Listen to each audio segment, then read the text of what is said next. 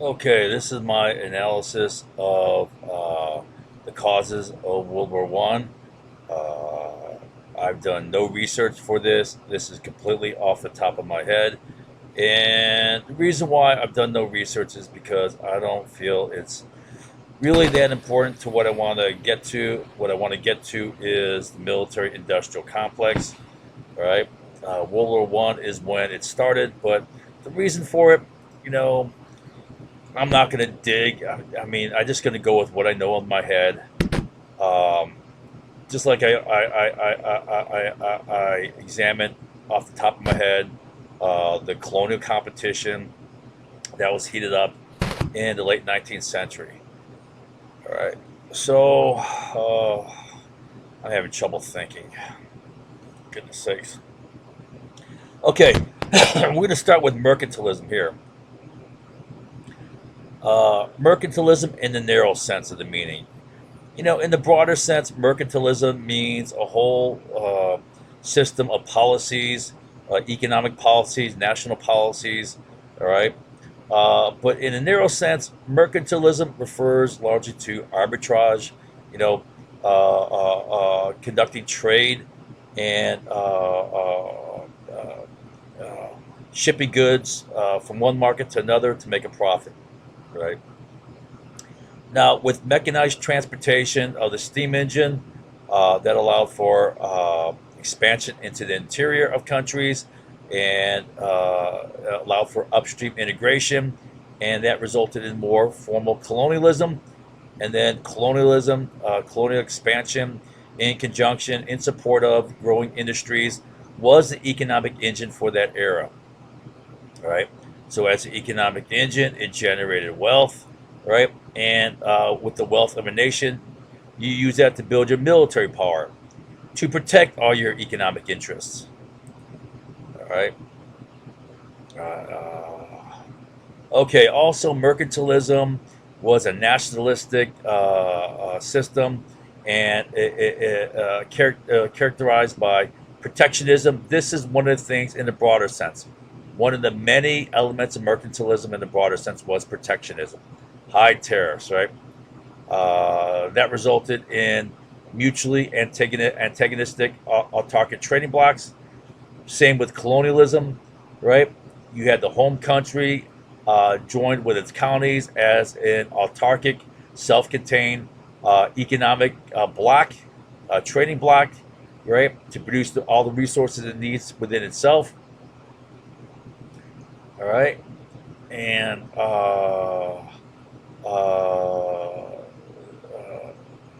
okay, EFGH. Okay, all right. So I'm going to elaborate on colonialism. Colonialism was driven largely by, also by saturation of the home market, overinvestment in D2, too much production capacity, overproduction, falling prices, plus they're over leveraged in loans, and they found greater returns on investments overseas, far more profitable, right? Plus, you need the raw materials and markets overseas, right? So those are factors driving colonialism. Another factor is the fact that it's super profitable. All right. Recall that colonialism was an extension from mercantilism, made possible by mechanized transportation into the interior of a country, and you conquer inland territory, and then you install a dictator or king, right? You leverage concessions out of them, and then you control the resources, all right? And you better control supply, price, and profits, right? You better feed home industries with raw materials, and then you control currency, you control taxes, you establish taxes, and thereby you leverage labor, and you develop manufacturing, right? To utilize that cheap labor, you control export distribution markets. You kill the local industries and economy. You create and you control urban infrastructure, trains, trolleys, roads, electricity, water, sewage, uh, communications, telephone, telegraph, banks, right? Sometimes even controlled custom houses, right? And through all this, you maximize the extraction of wealth. I mean, it was pretty much complete. You're sucking every penny out of there, right? Uh, but that left the nation in desperate poverty, underdeveloped dependency, and that led to that validated communist ideology, the Leninist version of communist ideology, right? And it fueled the wars of colonial independence. Uh, okay, but now, uh, so all this profit that and mutually antagonistic autarkic trading bloc that led to fierce colonial competition. They're competing for colonial expansion, right? And you have these interstate rivalries, HIJK, and that led to issues of national security. The nation that wins out economically wins out as far as military power, right? Because your economy is the basis of your building military power. Issues of national security, and then on top of that, you had alliances. In the case leading into World War II, you had two alliances: the Triple Alliance versus the Triple Entente. Triple Alliance was Germany, Austria, and Italy. Triple Entente was Russia, France, and Britain. Right? They're opposed to each other. Right? They're locked in with treaties with each other. Locked in, guaranteed to support each other. That became a factor in war. HIJKLM. Oh, with military power plus the Industrial Revolution, right? You had mass production of weapons, so you had arms races. Plus, there was a naval race that was going on. For centuries, United Kingdom dominated, but now Germany was a contender, and it was Kaiser Wilhelm II, who was a disciple of Mahan. You remember I talked about Admiral Mahan, right? Kaiser Wilhelm II just loved Mahan, and he decided to build up his naval power to compete with Great Britain. So this was another heated competition there, and all this leads to war. I'll come back to this, how this leads to war. The alliances led to war, national security led to war, military power, arms races, jingoism, and the Colbert model. I'll get back to this. Okay, okay. So another thing that rose was from mercantilism, mutually antagonistic autarkic trading blocs, and colonialism that led to economic nationalism, right? And competition. The idea that how well your economy does depends on how well it does against other nations. You're competing and fighting with each other for a bigger piece of the same pie.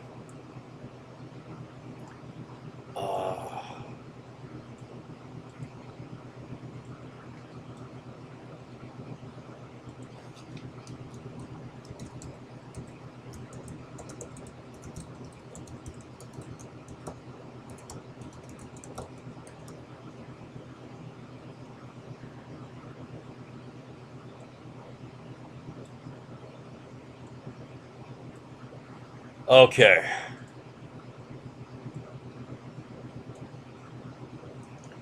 Okay, OP, and then economic nationalism leading to nationalism.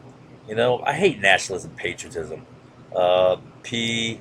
Another element in nationalism is ego, pride, self-serving.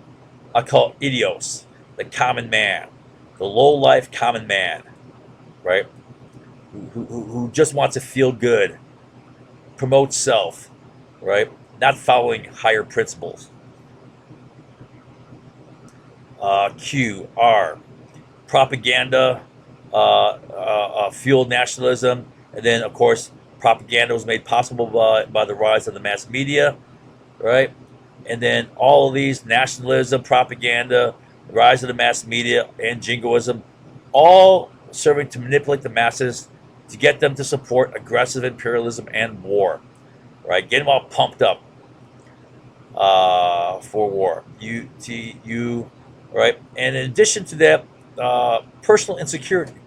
People were driven by personal insecurity, especially in light of, their well-being, their economic well-being, whether or not they have a job depends on how well their economy is doing, and that depends upon how well their nation is doing, right? So that economic nationalism competition, right? Fighting for a bigger piece of the pie. It's us against them, right?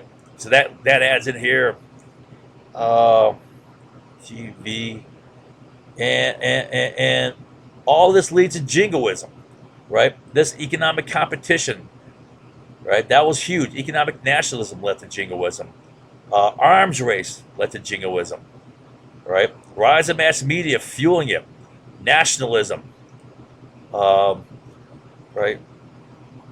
I say manipulate the masses. So jingoism manipulates the masses, but the masses being manipulated, they add into that jingoism, right?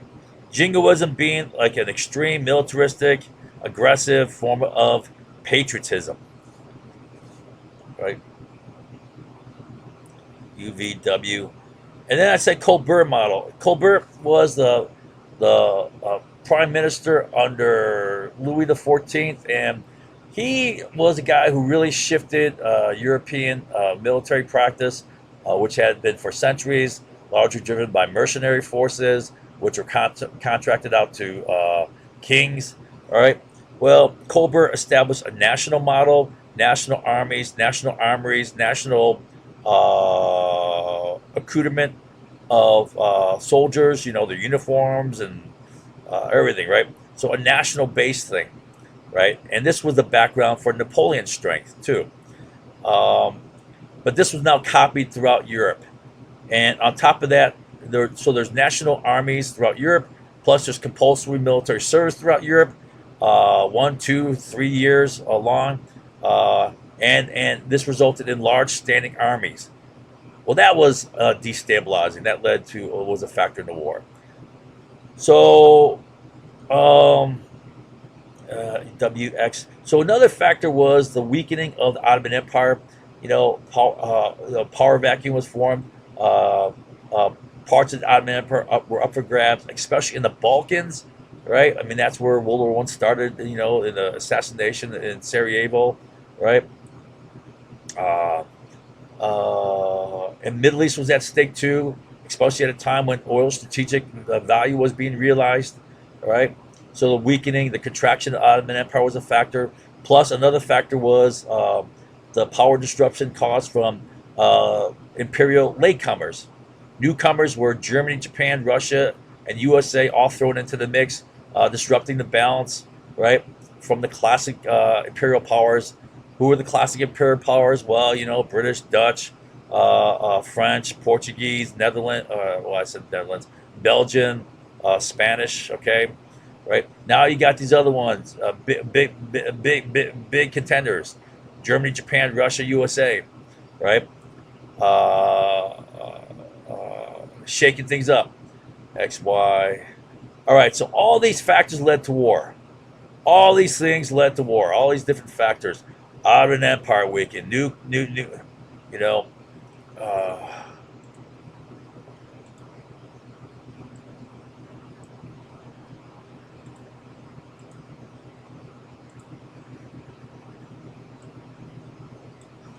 all right. Triple the alliances, national security, military power, arms races, jingoism, Colbert model, right? And the big driver behind this was, of course, the economics behind it all. All right. All right, so those are factors in World War One, causes for World War One. Hopefully I mean, it's a lot of stuff. It looks very confusing, but hopefully that'll help make some sense here of all the things that led to World War One. All right, but now what's even more important, and the reason why I did no research on this, because I don't think it's that important. Believe it or not, if you want to believe it, fine. If not, the bottom line is World War One happened, right? And the big impact of World War One, especially for the United States, were as follows, right? So effects of the war on USA. USA flipped from a big debtor nation. We were always a perennial debtor nation, always owing money, right? Especially with investors, foreign investors, especially Great Britain investing in the United States, right? Great Britain was a big investor in U.S. railroads, right? Western expansion. They're profiting upon, that. And then, so we went from big debtor nation to big creditor nation. We flipped 180. Uh,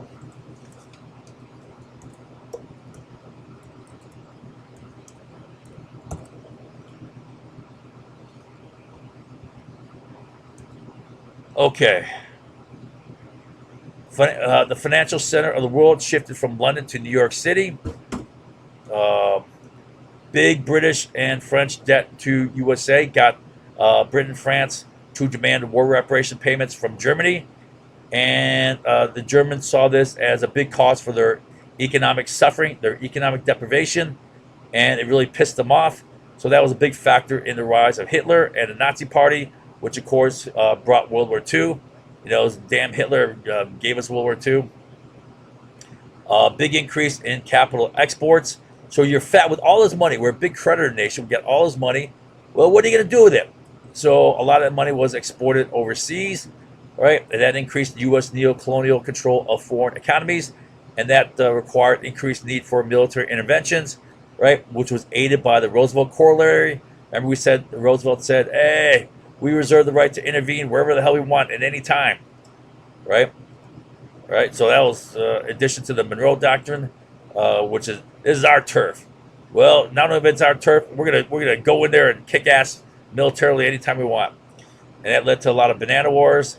But the key thing is the rise of the USA military-industrial complex. This is what I want to get to, right? So I gave you all this background information up here on colonial competition. I did no research for this, just used off the top of my head. Right? Well, okay. It's nice to know, right? Believe it or don't believe it, whatever you want, right? Attack it, right? I'm telling you right now, I did no research for it. People are going to make their bullshit, baseless attacks, right? Try to find some lying angle, you know, usually just a stupid joke. They're going to try to attack it.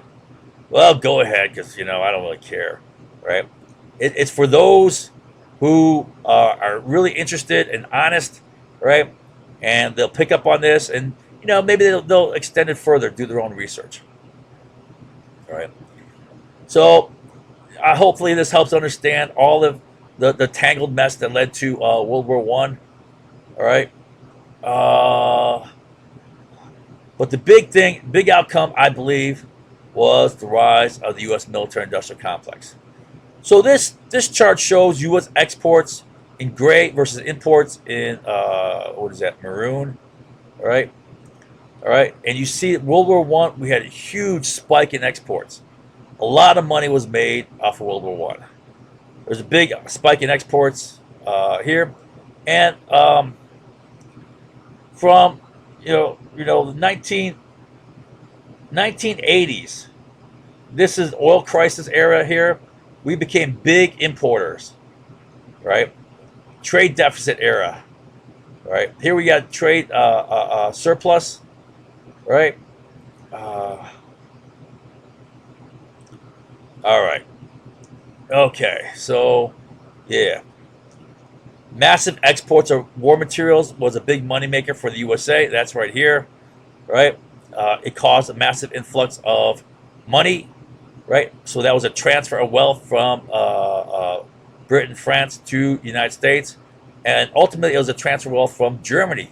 Once Britain and France whacked Germany with war reparations, it was basically Germany to Britain, France to the USA. USA went from a perennial debtor nation to a massive creditor nation, right? World's financial center shifted from London to New York. Remember how I said the financial center followed commerce? First, it was the Italian city-states, right, who were commercial centers. Well, they were the big bankers, right? Then when da Gama discovered the southern route around Africa, it shifted to Portugal, and Antwerp became the commercial center and banking center. Then when the Dutch defeated the Spanish Portuguese, then it shifted to Amsterdam. And then when the British defeated the Dutch, it shifted to London. Now with World War One and all the great transfer of wealth from the arms exports, it shifted to New York City. All right. The massive UK and French debt to USA was paid largely with war reparations forced upon Germany, which were seen as a cause for their desperate poverty and thus hated, and thus was a factor in the rise of Hitler and his Nazi party. Right? Why? Hitler was saying, screw that. We're not paying that. Screw that. We're taking back our land. And all the Germans cheered. So, yeah, right on. All right.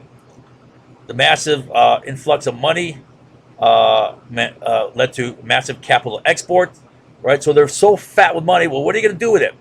Well, we'll invest it overseas. Better investment overseas. So a lot of capital export.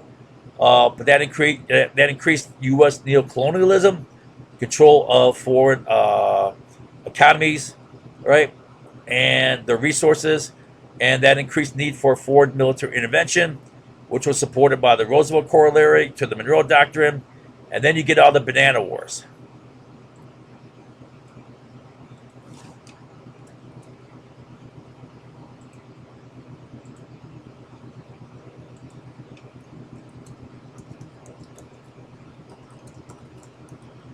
All right. So I'm not going to get into the military-industrial complex yet.